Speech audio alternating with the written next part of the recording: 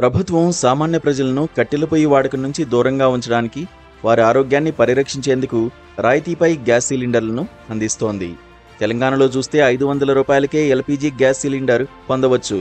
ఇక ఏపీలో అయితే ఉచిత సిలిండర్ స్కీమ్ను అమలు చేస్తోంది గవర్నమెంట్. ఇలాంటి స్కీమ్స్ వల్ల చాలా మందికి ఊరట కలుగుతుందని చెప్పుకోవచ్చు. ఇప్పుడు ఈ రాయితీలతో ఇటు జనాల ప్రాణాలతో పాటు అటు ప్రభుత్వ పథకాలతో కొందరు చెలగాట వాడుతున్నా ఆపే దిక్కే లేదు 2 తెలుగు రాష్ట్రాల్లో.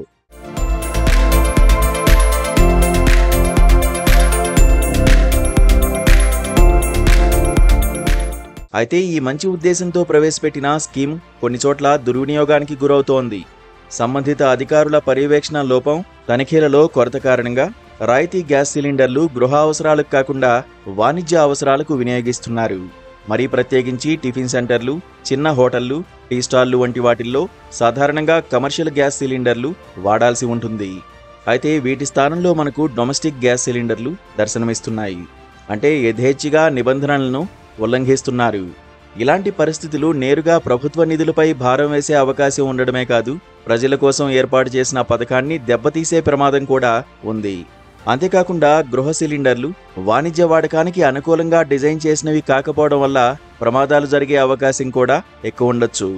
అందువల్ల సంబంధిత అధికారులు ఈ వ్యవహారంపై నిఘా ఉంచి అవసరమైతే దాడులు నిర్వహించి తప్పులను గుర్తించి శిక్షలు విధించాల్సిన అవసరం ఉందని పలువురు అభిప్రాయపడుతున్నారు.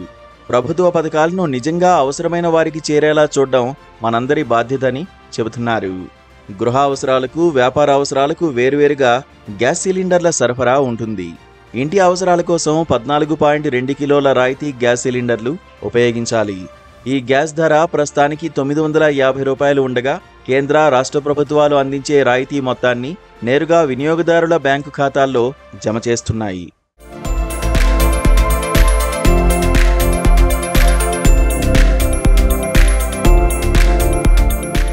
అలాగే వ్యాపార అవసరాల కోసం ప్రత్యేకంగా 19 కిలోల కమర్షియల్ గ్యాస్ సిలిండర్లు అందుబాటులో ఉంటాయి.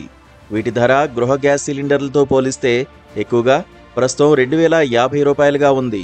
ఈ ధర వ్యత్యాసం కారణంగా కొంతమంది వ్యాపారులు డొమెస్టిక్ సిలిండర్లను అక్రమంగా వాణిజ్య అవసరాలకు వినియోగిస్తూ నిబంధనలు ఉల్లంఘిస్తున్నారు.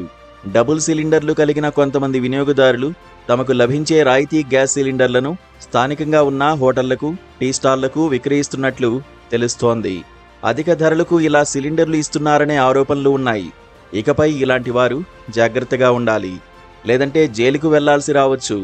జిల్లా పౌర సరఫరాల శాఖ అధికారి ప్రకారం జిల్లాలో రాయితీపై పొందే డొమెస్టిక్ ఎల్పీజీ గ్యాస్ సిలిండర్లు వాణిజ్య అవసరాల కోసం ఉపయోగిస్తే కఠిన చర్యలు తీసుకుంటామని హెచ్చరించారు.